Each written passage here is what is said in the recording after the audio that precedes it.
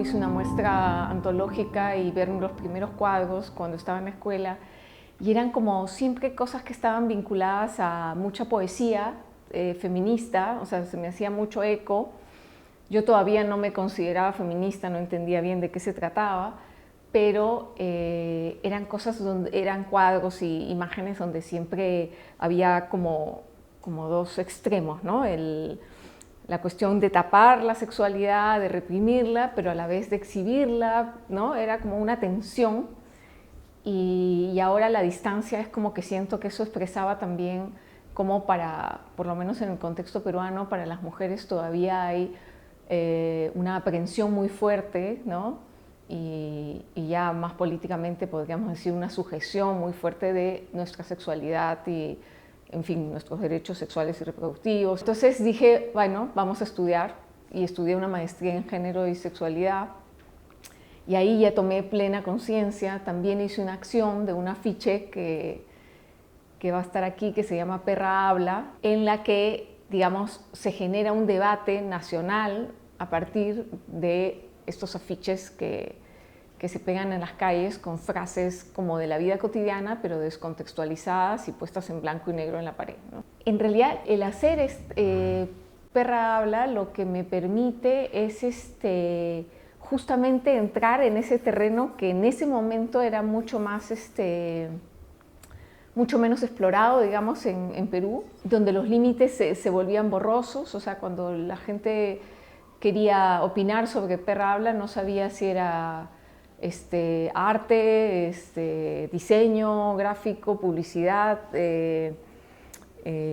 activismo, o incluso me reclamaban que tuviera como experimento sociológico, que tuviera unas conclusiones y hubiera una evolución, o que pudiera haber una encuesta post-acción, ¿no? Entonces ahí sentí que estaba en un terreno que era difuso todavía, ¿no? Pero a partir de eso empiezo a trabajar con muchas ONG feministas en campañas un poco más dirigidas, digamos, o sea, campañas para pedir que se reparta en los centros de salud pública la píldora del día siguiente o la anticoncepción oral de emergencia. Empezamos a entrar a temas de violencia de género, tipo en el año 99. O sea, se empiezo a vincularme más directamente y a trabajar directamente con ONGs. Mi trabajo artístico ya no vuelve a ser el mismo, y esta separación que yo hacía un poco hasta ese momento también empieza, o sea, más allá de la esfera pública o la nomenclatura dentro del espacio cultural peruano,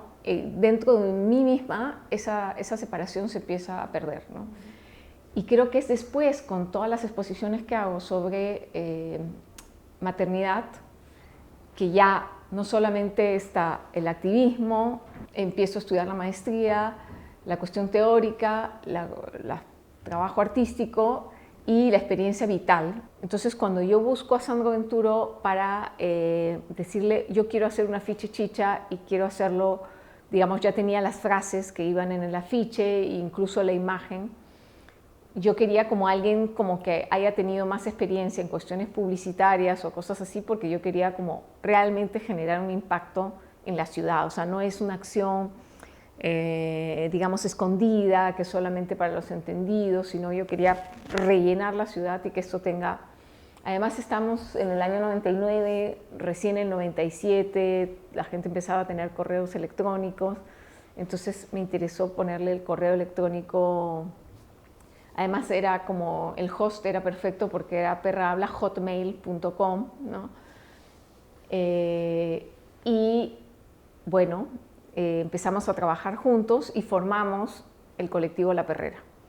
En principio fuimos nosotros dos, y que empezamos a hacer otras cosas después juntos, pero en el camino yo ya venía trabajando con las ONGs feministas y también me fui metiendo en colectivos feministas.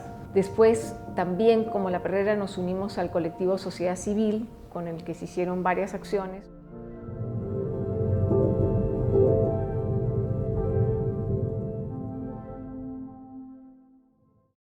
Lava la bandera es digamos, una de las acciones, si no la más importante que se dio, como dice Gustavo Buntings, en la recuperación, digamos, cultural de la democracia, ¿no?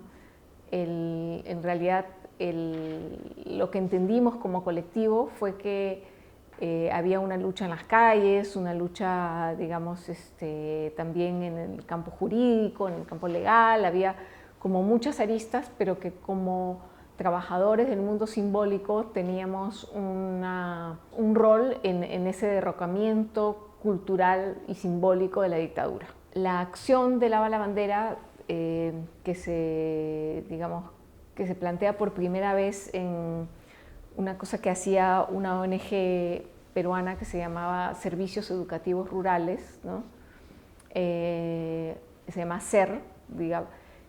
Hacía unas ferias por la democracia, o sea, aparte de las múltiples, en las distintas instancias del Perú que buscaban recuperar la democracia, esta ONG tenía un rol que era haciendo unas ferias donde había música, donde había material informativo sobre transparencia electoral, en fin, muchas cosas, y que tenían, pues, a partir de la música una gran acogida. Entonces, la primera, se hicieron por todo el país, pero cuando se hace en Lima, es el primer lugar donde lo que después se va a llamar el colectivo Sociedad Civil, porque en realidad al comienzo simplemente éramos un grupo de artistas que hacíamos cosas,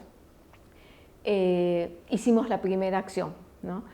Y tendimos unos cordeles y colgamos las banderas en como un gran parque que hay en Lima y donde se hacía la Feria de la Democracia, las ferias por la democracia, es que hicimos la primera acción de Lava la Bandera. Una de las artistas que formaba parte del colectivo, Susana Torres, tenía ella mucho trabajo relacionado a la bandera peruana.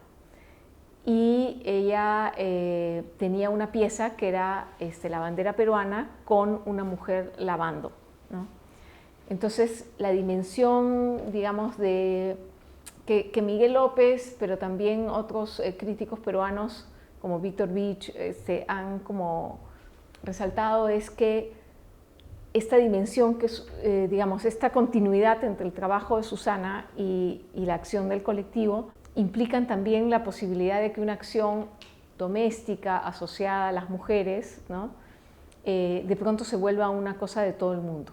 Yo no sé cómo lo logramos en realidad, porque era un momento donde todo el Estado estaba bastante cooptado, pero la gente empezó a venir y logramos que no nos votaran, ¿no? La policía podía habernos votado a la primera, pero no sé, en realidad esas cosas raras de la vida no nos votaron, y todos los viernes a las 12 del mediodía quien quisiera podía venir a lavar la bandera. La idea fue siempre como lavar la bandera de la corrupción que implicaba todo este régimen dictatorial de Alberto Fujimori.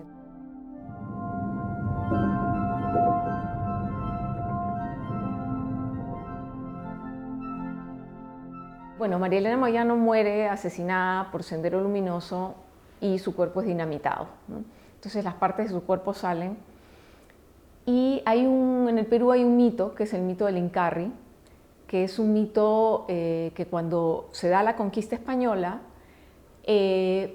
una de las maneras uno de los mitos que además es persistente, porque Arguedas, que es un estudioso de la cultura andina, él lo recoge en montones de pueblos diversos del Perú.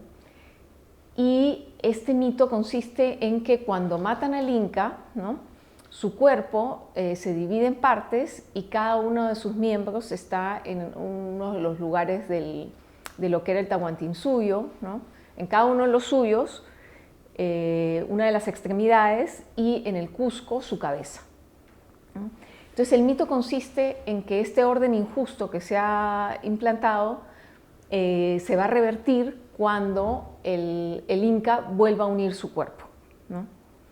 Después hay estudiosos como Carlos Iván de Gregori y otros que lo que hacen es decir, en realidad el mito ya no es que realmente va a venir el Inca y se va, digamos, y va a reunir su cuerpo y va a restablecer un orden más justo, sino que en realidad es el pueblo en movimiento, la posibilidad de acción de la población en búsqueda de una vida mejor, la que de alguna manera representa ese Incarri, ¿no? Entonces, como a María Elena la despedazan, La idea inicial del trabajo era hacer un retrato de María Elena, pero hacer estos afiches con partes de su cuerpo y finalmente en un día, que es el día de la muerte de ella en febrero, reunir su cuerpo en un solo, o sea, unir los afiches y armar su cuerpo. Yo decía, oye, pero si Sendero, o sea, María Elena fue asesinada por Sendero Luminoso, hay una izquierda que en realidad se la jugó y se la jugó contra Sendero, ¿no? En momentos donde el Estado estaba inoperativo, o sea, que no la chuntaba con respecto a cómo combatir a Sendero, María Elena fue una de las que con más fuerza se opuso, ¿no? Incluso su muerte se da porque ella, en los paros armados que hacía Sendero Luminoso, donde toda la ciudad tenía que parar, ella decide hacer una marcha por la vida. Entonces ya con eso selló su sentencia de muerte. Ella estuvo escondida mucho tiempo. Y viendo la situación política de las mujeres en el Perú, en realidad la idea de un liderazgo de mujer, en este caso no es un inca, sino es una mujer negra, afroperuana, además muy popular. En realidad la promesa de ese liderazgo que pudiera integrar dimensiones distintas, incluso el ser mujer y no tener que volverte casi un hombre para poder estar en política, y sobre todo una cosa que todavía creo que sigue siendo esquivo para muchas mujeres en el mundo público, que es el querer el poder, ¿no? Generalmente en las mujeres está más mal visto que tú digas yo quiero el poder, ¿no? Y María Elena tenía eso. Finalmente, cuando pego todos estos afiches y llega el día en que los iba a reunir, decido no hacerlo porque finalmente la figura de María Elena encarna una situación o avisoraba una situación que todavía no se ha dado, ¿no? O sea, el ejercer el poder de una manera más integral, integrando el placer, ¿no? La sexualidad y el ejercer el poder con, digamos, con derecho, ¿no? Es una potencia pendiente, ¿no? En el Perú.